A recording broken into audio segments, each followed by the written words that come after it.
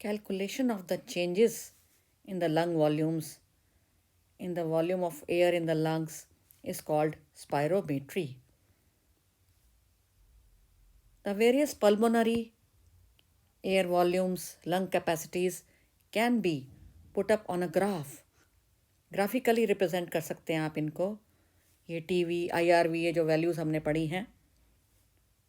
What is TV? Tidal volume, the volume of air inspired और expired during a normal respiration. Normal जब आप respire करते हैं तब जो वॉल्यूम ऑफ एयर इंस्पायर करते हैं या एक्सपायर करते हैं 500 मिलीलीटर्स, वो है TV. Inspiratory reserve volume denoted by this curve IRV. Additional volume of air which a person can inspire by a forcible inspiration. खूब सारी सांस ले सकते हो आप जब अपने अंदर, तो वो वाला वॉल्यूम ऑफ एयर 2500 मिलीलीटर से लेके 3000 millilitre IRV, inspiratory reserve volume. Expiratory reserve volume ERV. The extra air, additional volume of air a person can expire, छोड़ सकता है जो एक मनुष्य, by a forcible expiration. This averages around 1000 to 1100 milliliters, shown by this curve ERV. RV ये क्या था? Residual volume, यानी volume of air remaining in the lungs even after a forcible expiration. आपने बहुत सारी सांस छोड़ दी है बाहर, आपको क्या लगता है लंग्स खाली हो गए? नहीं, उनमें हवा है. 1100 millilitres to 1200 millilitres of air is the average. RV, VC, vital capacity, the maximum volume of air a person can breathe in after a forced expiration. बाहर सांस छोड़ने के बाद फोर्सिबली जितनी air, maximum volume of air maximum ले सकता है एक मनुष्य, ब्रीद इन कर सकता है, वो है vital capacity of the lungs, shown by this curve. ये जो पूरी लंबी सी कर्व है, यहाँ से लेके नीचे तक, यहाँ तक जा रही है, और ये इंक्लूड करती है TV plus IRV plus ERV, the vital capacity. इसको अब ऐसे भी कह सकते हैं कि maximum volume of air a person can breathe out after a first inspiration.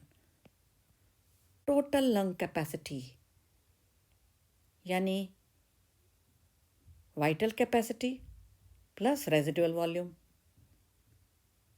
shown by this curve. Total lung capacity TLC यानी total volume of air accommodated in the lungs at the end of a forced inspiration.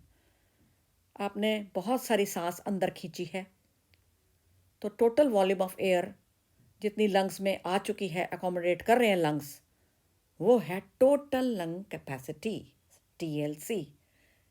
Some interesting facts about respiration. The only reptile to have vocal cords is the gecko.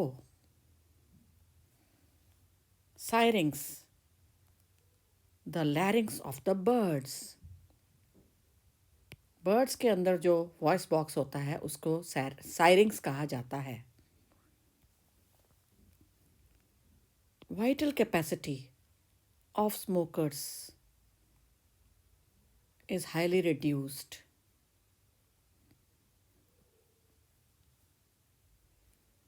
Chorion is a membrane, extra embryonic membrane found in the fetus.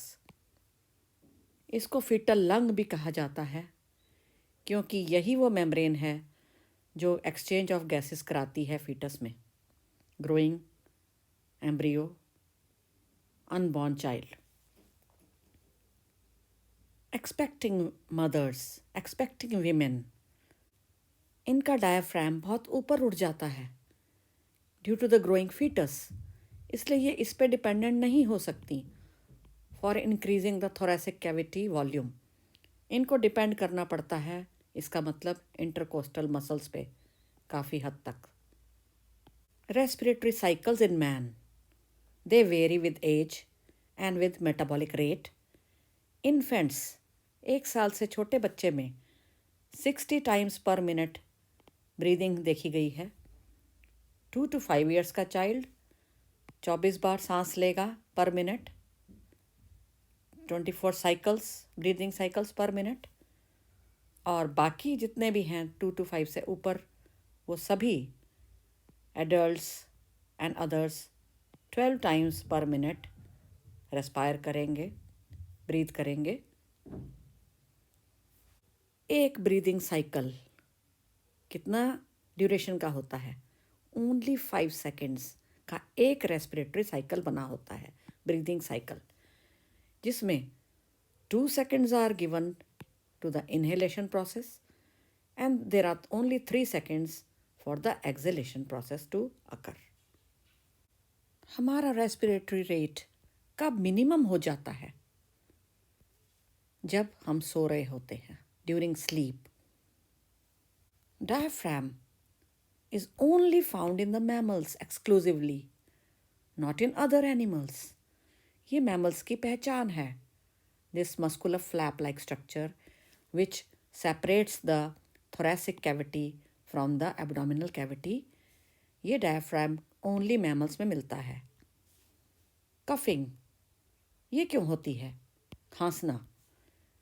It is also called forced expiration, और किसी irritant के कारण होती है ये, कि जब भी कोई इरिटेंट, कोई डस्ट पार्टिकल कुछ निकालना हो बॉडी ने बाहर, आपके रेस्पिरेटरी सिस्टम ने बाहर, तो कफिंग होती है।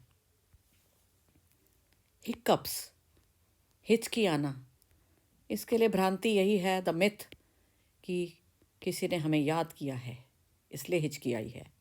Nothing like that. The scientific fact is that it is the sound produced when the epiglottis, this bilobed structure, the lid, covers or closes the glottis, the opening of the trachea, यानी wind pipe. तो जब ये इसके ऊपर बंद करता है, इसको एपिग्लॉटिस आके बंद करता है ग्लॉटिस को, तो जो साउंड है वो हिकअप्स है। यॉनिंग, उबासी लेना, इसके लिए बहुत सारी मिथ्स बनी हुई हैं, लेकिन ये है क्या कि जब भी हमारे लंग्स में बहुत CO2 एक्यूमुलेट हो जाती है, तो ये एक मैकेनिज्म होता है to draw in more air to remove the CO2 from the lungs. तो ये इंस्पिरेशन है, prolonged inspiration, very long inspiration, yawning. Trachea यानी विंड पाइप, इस पे कार्टिलेजिनस रिंग्स होते हैं, हमें पता है, जो कि सी शेप्ड होते हैं। पूरे राउंड रिंग्स नहीं होते, अधूरे होते हैं, सी शेप्ड होते हैं। एंटीरियर पूरे और पोस्टीरियर अधूरे। Trachea 10 to 11 centimetres long tube है, lined by ciliated epithelium from the inside. ये इसमें ये मैंने दिखाया है वो लिड, कौन सा लिड है? एपिग्लॉटिस, जो कि विंड पाइप से अटैच्ड है। Hilum is that point of the lung where the bronchus pierces into it, enters into the lung, वो पॉइंट है हाइलम। कार्डियक नॉच, ये क्या है? कैन यू सी कि ये जो लेफ्ट लंग है ये डिप्रेशन लेके बैठा है, यहाँ पे एक डिप्रेशन है इसमें, क्योंकि यहाँ पे हार्ट आना होता है। तो हार्ट के अड़ने से ये टेढ़ा हुआ होता है, और इस टेढ़ेपन को बोलते हैं cardiac notch, found in the left lung, not in the right. The left lung is in humans smaller than the right lung. The larynx यानी voice box in man, in humans, इसमें इलास्टिक फ्लैप्स होते हैं, 2 elastic flaps जिनको vocal cords कहा जाता है। These are lined by stratified squamous epithelium. ये खाली जगह ग्लॉटिस है, और वोकल कॉर्ड से ही साउंड प्रोड्यूस होता है, हम आवाज़ कर पाते हैं जब एयर इसमें से आती जाती है।